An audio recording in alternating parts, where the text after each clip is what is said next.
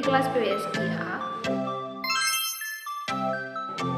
saya akan menjelaskan fonologi, yaitu dalam mengidentifikasi dan mengklasifikasikan vokal.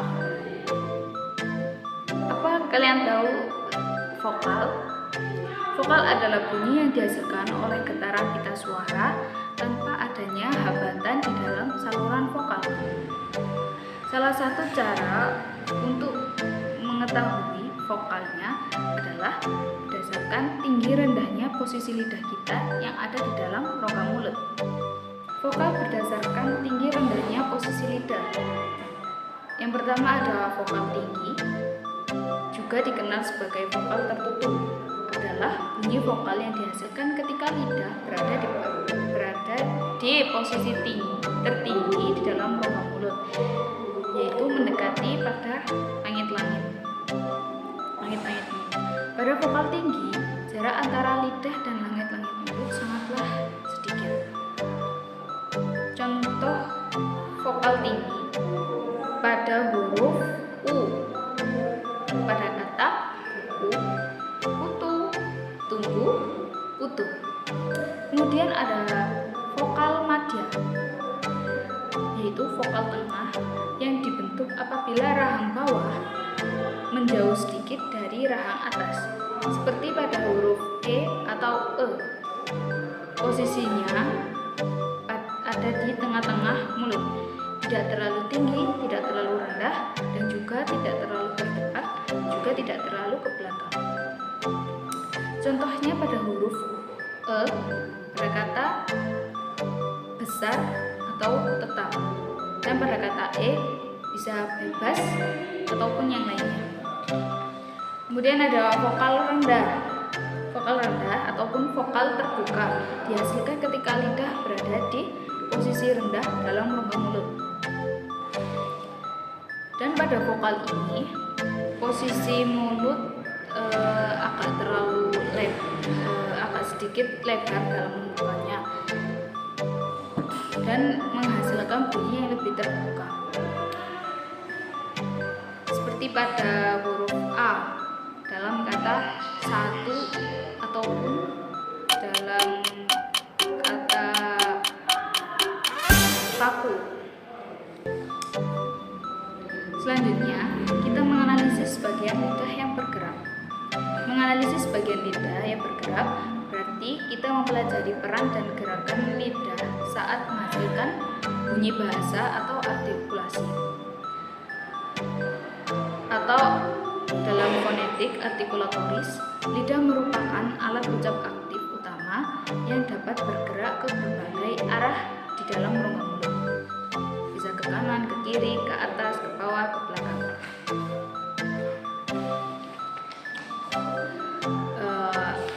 Dalam bagian lidah yang bergerak bisa menghasilkan vokal depan. Vokal depan adalah bunyi vokal yang dihasilkan ketika bagian depan lidah bergerak mendekati langit-langit keras di bagian depan mulut. Vokal depan cenderung terdengar lebih tinggi dalam frekuensi dibandingkan vokal yang dihasilkan dari bagian lain lidah, seperti bunyi I dalam kata ikan dan bunyi E seperti dalam kata enam. Kemudian ada vokal tengah. Vokal tengah yaitu bunyi vokal yang dihasilkan ketika bagian tengah lidah berada di posisi yang netral, tidak terlalu maju, tidak terlalu mundur. Dalam posisi ini, lidah berada di tengah rongga mulut, tanpa maju atau terlalu mundur. Dalam posisi ini, melibatkan bagian tengah lidah atau dorsum. Ketika diucapkan, suara cenderung terdengar lemah dan kualitas suara dibandingkan vokal depan ataupun vokal belakang. Contohnya seperti bunyi E pada huruf T. vokal belakang, yaitu bunyi vokal yang dihasilkan ketika bagian belakang lidah bergerak mendekati langit-langit lunak bagian belakang mulut. Pada vokal ini melibatkan bagian belakang lidah atau radiks dorsum belakang. Vokal belakang memiliki kualitas suara yang lebih dalam dan rendah karena resonansi terjadi di bagian belakang rongga mulut, seperti dalam kata umur, dan bunyi O seperti dalam kata orang. Kemudian kita akan mengidentifikasi bentuk bibir. Bentuk bibir ada dua macam, bentuk bibir bulat dan bibir tak bulat.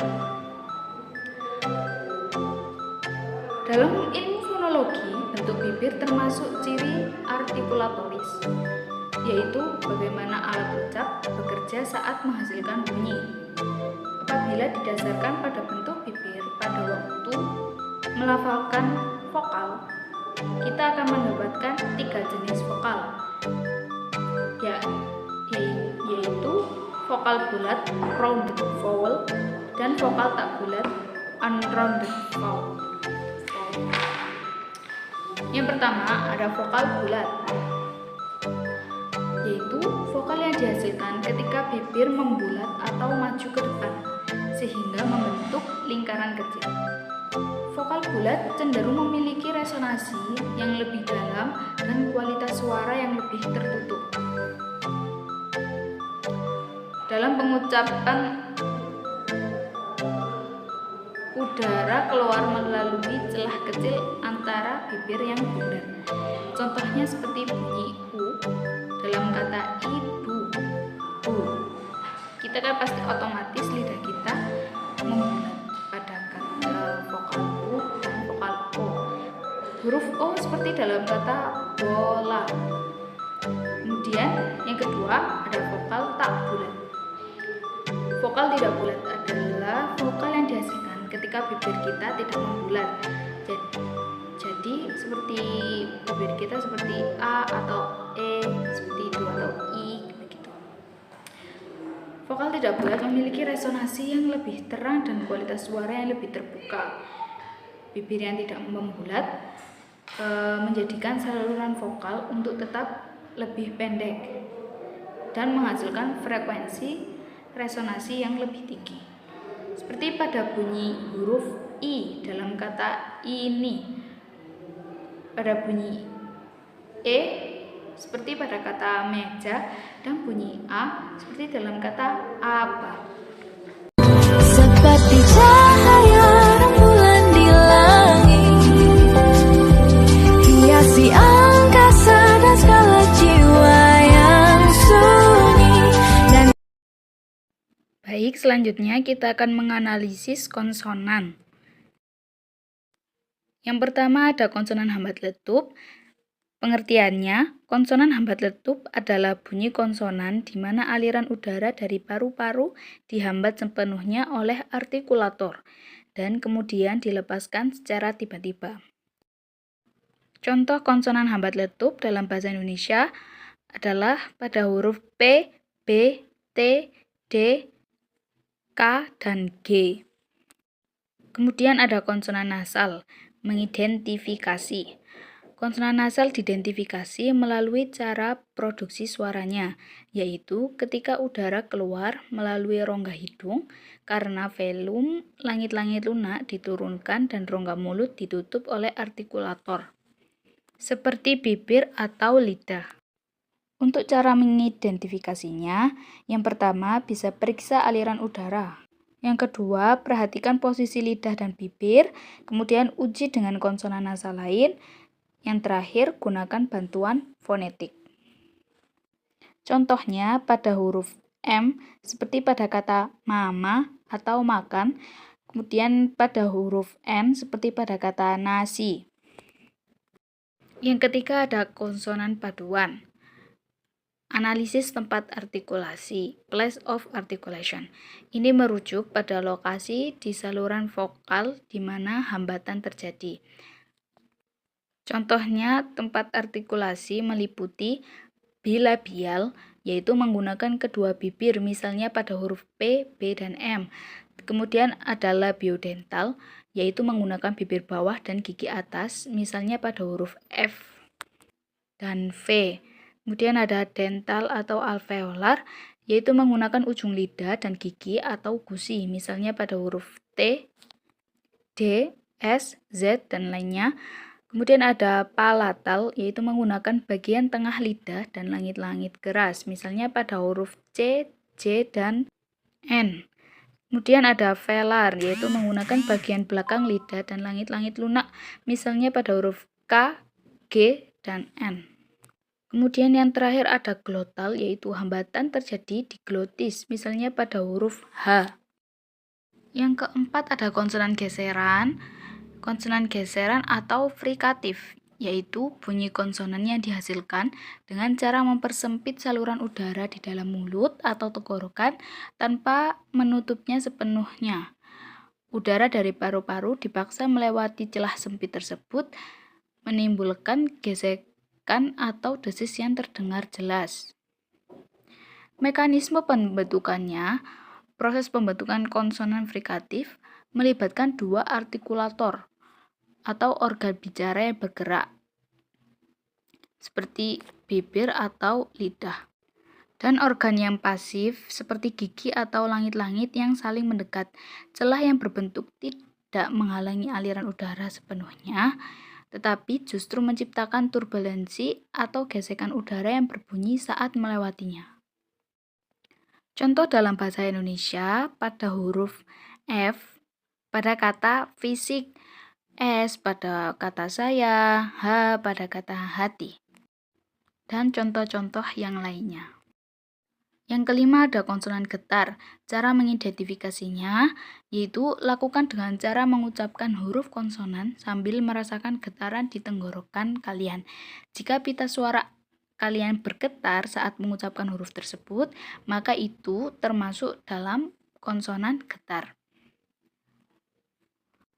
Cara mengidentifikasinya, yang pertama, gunakan jari Anda, ucapkan huruf konsonan, rasakan getaran, dan identifikasi konsonan getar. Contohnya seperti pada huruf R, bunyi getar alveolar pada kata rindu, dan contoh-contoh yang lainnya. Yang keenam ada konsonan sentuhan. Untuk mengidentifikasi konsonan sentuhan, kita perlu memahami bagaimana udara melewati rongga mulut dan tempat persentuhan atau kedekatan alat ucap seperti lidah, bibir, dan langit-langit saat bunyi tersebut diucapkan. Cara mengidentifikasinya, fokus pada aliran udara, identifikasi posisi alat ucap, dan perhatikan getaran pita suara, bersuara atau tidak bersuara. Dan yang terakhir, konsonan sentuhan kuat. Mengidentifikasinya, konsonan sentuhan kuat adalah jenis konsonan yang dihasilkan dengan cara pita suara atau alat bicara lainnya menyentuh atau memblokir arus udara, lalu melepaskannya secara mendadak. Cara mengidentifikasinya yaitu yang pertama, perhatikan alat bicara. Contohnya pada huruf P dan B diucapkan dengan kedua bibir yang rapat. Kemudian perhatikan juga alur udara. Contohnya pada konsonan hambat, udara terhenti sepenuhnya sebelum dilepaskan. Dan yang terakhir, perhatikan getaran pita suara. Pita suara bergetar pada konsonan bersuara seperti B, tetapi tidak ada konsonan tidak bersuara seperti huruf P. Nah, karena materi yang saya jelaskan sudah selesai, maka saya Safira Kurota Ayun dari kelas PBSI A angkatan 2025 pamit undur diri. Jika ada salah dalam penjelasan atau kata-kata saya yang kurang enak, maka saya memohon maaf yang sebanyak-banyaknya. Wassalamualaikum warahmatullahi wabarakatuh.